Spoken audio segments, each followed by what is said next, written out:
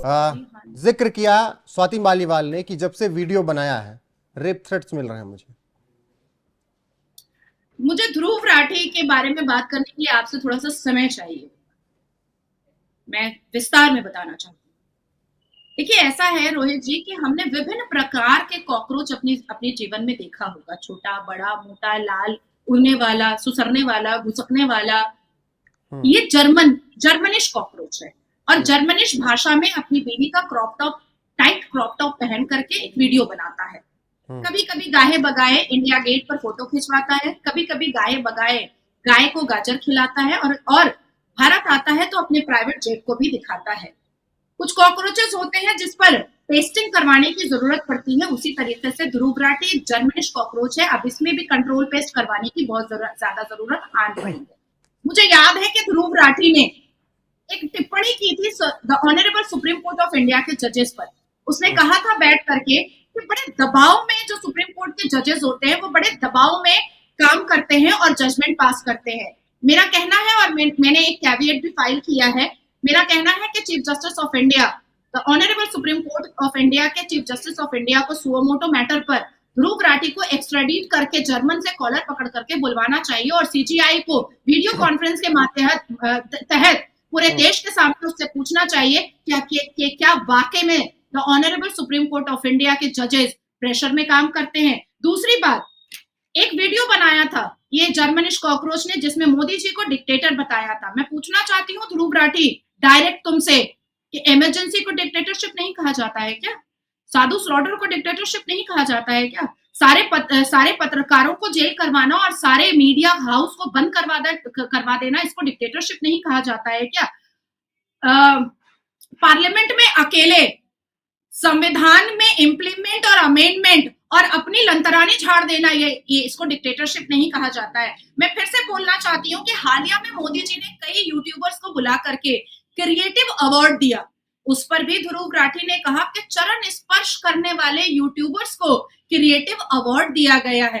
मैंने उस वीडियो को, जो पूरा वीडियो मोदी जी का था, मैंने उस पूरे वीडियो को 7 बार देखा। 7 बार देखने के बाद मैंने देखा कि एक भी यूट्यूबर मोदी जी का चरण स्पर्श तो नहीं किया है, उन जाकर के पैर तो छुआ नहीं है। यहाँ तक कि मैंने उन यूट्यूबर्स के सारे वीडियोस को भी मैंने देख लिए और शॉर्ट्स को भी मैंने देख लिए। कई यूट्यूबर्स ने तो संदेश खाली पर कोई न्यूज ही नहीं बनाया था जो मास बलात्कार हुआ था। कई यूट्यूबर्स ने तो कश्मीर को लेकर के कोई न्यूज ही नहीं बनाया कि कश्मीर में कितनी उन्नति हो रही है। पर यही ध्रुव राठी तब चैन की नींद सोता है, या फिर बीवी मुंह में कुछ डाल देती होगी जो चुप हो जाता है, मुंह से कुछ निकलता नहीं है। जब आतिशी आम आदमी पार्टी की महिला नेत्री जब यही क्रिएटिव अवार्ड देती है तो ध्रुव राठी चुप रह जाता है और उसके मुंह से कुछ भी नहीं निकलता है। Let me complete. मैं पूछना चाहती हूँ कि कुछ दिन पहले हमने देखा था कि कांग्रेस की गोद में और अरविंद केजरीवाल के साथ अपनी इलेक्शन की कैंपेनिंग करता हुआ एक देशद्रोही कन्हैया नाम का, जो कभी ये आंदोलन करता था और नारा लगाता था कि हिंदुस्तान तेरे टुकड़े होंगे इंशाल्लाह इंशाल्लाह, एक सनातनी युवा ने थप्पड़ और कीचड़ से स्वागत किया था कन्हैया का। देश की जनता बहुत खुश हुई और साथ साथ मैं भी बहुत खुश हुई। मैं पूछना चाहती हूँ कि ध्रुव राठी, नए भारत में, डिजिटल भारत में, मोदी जी के भारत में जब प्राइवेट जेट लेकर के आते हो तब तुम्हें घुटन नहीं होती है, तब तुम्हें सफोकेटिव नहीं होता, पर जर्मन जाते ही अपनी फिरंगी बीवी के साथ गोद में बैठते ही तुमको सफोकेशन स्टार्ट हो जाता है। मैं पूछना चाहती हूँ कि जब निर्भया के बलात्कारियों को वकील मिल सकता है और बलात्कारियों को बचाने के लिए सर्वोच्च न्यायपालिका सुबह के 4 बजे तक खुल सकता है, जब अफजल गुरु जिहादी के फांसी को रोकने के लिए वकीलों का एक काफिला चीफ जस्टिस ऑफ इंडिया के घर जा सकता है, जब भारत देश में गैर कानूनी तरीके से घुसी हुई घुसपैठिया सीमा गुलाम हैदर के लिए वकील भारत के व्यक्ति से लड़ सकता है, तो फिर देश के युवा अगर जर्मन कॉकरोच को पेस्ट कंट्रोल करके खत्म करते हैं या उसको उसकी औकात याद दिलाते हैं, तो मुझे लगता है देश के सनातनी युवाओं को वकील भी मिल जाएगा, सर्वोच्च न्यायपालिका भी खुल जाएगा और पूरा देश उसका सपोर्ट भी करेगा। आवाज नहीं आ रही है आपकी। और अब ठीक है, आप सुनाई दे रहा है?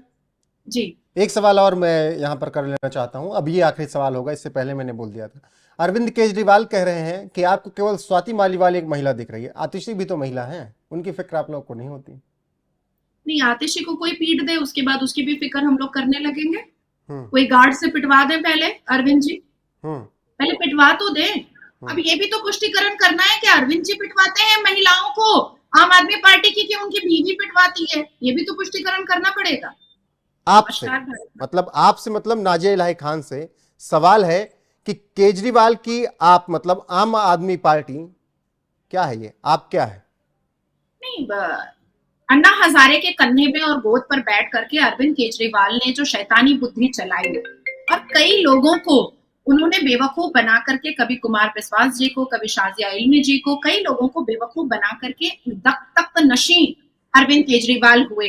आम आदमी पार्टी जिसने झाड़ू का सिंबल लेकर के दिल्ली की जनता को ये एहसास दिलाया था कि वो आम आदमियों की पार्टी है, अब वो सामने एक नए रूप के आई है, एंटी औरत पार्टी। हाँ, एंटी औरत पार्टी बन चुकी है। एंटी औरत पार्टी।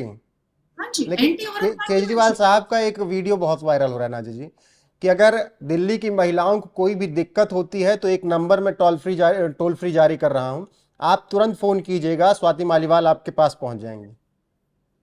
मैं तो कह रही हूँ कि जो स्वाति मालीवाल कभी अरविंद केजरीवाल और आतिशी के लिए लेडी सिंघम हुआ करती थी, टार्जन हुआ करती थी, और भारतीय जनता पार्टी को आंखें दिखा दिखा करके आतिशी और अरविंद केजरीवाल ये बताया करते थे कि अकेले स्वाति मालीवाल देश की सारी महिलाओं को जस्टिस दिलाती हैं। आज यही आम आदमी पार्टी जो कभी दिल्ली की जनता की पार्टी हुआ करती थी, यही अरविंद केजरीवाल की आम आदमी पार्टी जो कभी ऑटो रिक्शा पर बैठने की जिद पकड़ा करती थी, आज एंटी औरत पार्टी कैसे हो गई है। आज संजय सिंह जिन्होंने 2 दिन के बाद ये कहा कि हाँ मारपिटाई हुई है और उसके बाद कन्नी काटते हुए नजर आ गए। अरविंद केजरीवाल साहब जेल खटे हुए मुख्यमंत्री दिल्ली के, वो तो माइक को ही सीधा साइड कर देते हैं और कुछ बात ही नहीं करना चाहते हैं स्वाति मालीवाल के पिटाई कांड पर। आतिशी जो है, जो कल तक स्वाति मालीवाल के लिए रसगुल्ले का शीरा टपका रही थी मुंह से, आज तो करेले का रस गिर रहा है उनके मुंह से। आखिर ऐसा हुआ क्या है? आखिर सच बोलना क्यों नहीं चाहते हैं ये लोग? तो एंटी औरत पार्टी आप कैसे कह रहे हैं? नहीं, एंटी औरत पार्टी तो है ही है। अब इसकी मैं पूरी मिसाल आपको दे रही हूँ। कर्मा इज बिच। मैं बहुत ब्लंट स्पीकर हूँ और ये बात सबको ही जानता है, पूरा देश विदेश जानता है। जिस मणिपुर के दुखद घटना पर स्वाति मालीवाल ने इतनी राजनीति खेली थी, आज उसी स्वाति मालीवाल की इज्जत तार तार हो चुकी है। सीएम के गार्ड ने ही पीट डाला और यहाँ तक के अभद्र भाषा का भी इस्तेमाल किया। बेचारी स्वाति मालीवाल पीरियड्स में थी, ब्लीडिंग हो रही थी और उन्होंने दुहाई भी दिया कि गार्ड्स जी मुझे पीरियड्स हो रहा है, ब्लीडिंग हो रही है, कृपया मुझे पेट में ना मारें। पर उसने सर में मार दिया, उसने टांगों में मार दिया और पेट में भी जूता जूता पैर खूब मारा। आज वो स्वाति मालीवाल जो केजरीवाल का दाहिना हाथ हुआ करती थी और जब झुग्गी झोपड़ी में 2006 में रहा करती थी तब भी केजरीवाल उनके पास थे, उनके साथ थे, और जब वो एक राज्यसभा एमपी बन करके एक बंगलों में गई तब भी अरविंद केजरीवाल जी उनके साथ थे। पर अचानक ऐसा क्या हुआ कि पीट देना पड़ा और राज्यसभा के एमपी को मुख्यमंत्री से, जो जेल से आए हैं कंपेनिंग करने के लिए और दोबारा बैक टू जेल जाने वाले हैं, आखिर ऐसा क्या हुआ कि अपॉइंटमेंट मांगने की जरूरत आन पड़ी?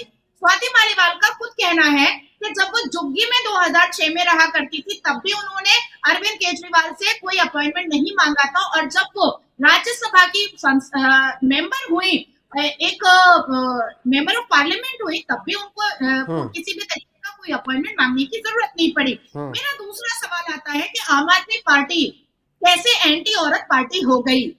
अब महिला पहलवान को ले लेते हैं, जो नहीं रेंग रही महिला पहलवान के मुंह पर और कान पर। यही महिला पहलवान को लेकर के स्वाति मालीवाल ने इतना बड़ा प्रोपेगेंडा बनाया था। देश के, भारत के मुसलमानों ने स्वाति मालीवाल के सुर में सुर मिलाया था और मोदी जी को डायरेक्ट टारगेट किया था कि पहलवान बेटियों को न्याय दो, न्याय दो। स्वाति मालीवाल भी यही कह रही थी कि पहलवान बेटियों को न्याय दो, न्याय दो। अब पहलवान बेटियां भी चुप हैं और एक ट्वीट के माध्यम से भी स्वाति मालीवाल को सहानुभूति भी नहीं दे रही है और भारत देश के मुसलमान भी चुप है। अरविंद केजरीवाल से जवाब ही नहीं मांग रहे, बिल्कुल नहीं मांग रहे।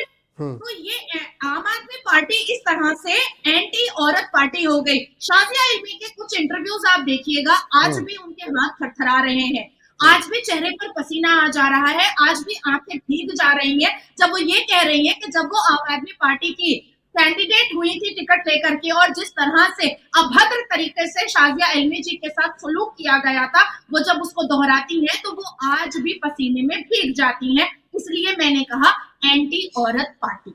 ठीक है, लेकिन अब 2 तारीख को वापस जाना है, उनको जेल सरेंडर करना है, लेकिन केजरीवाल साहब कह रहे हैं, आतिशी कह रहे हैं कि उनका वजन 7 किलो घट गया है, अब उनका शुगर लेवल, इंसुलिन, ये सब क्या पता नहीं क्या क्या मामला है, तबीयत ठीक नहीं है। 7 दिन की जमानत के लिए याचिका दायर की थी, सुप्रीम कोर्ट ने कहा नहीं, आप 2 तारीख को वापस आइए और सरेंडर कीजिए। आपको लगता है केजरीवाल के साथ ज्यादती हो रही है?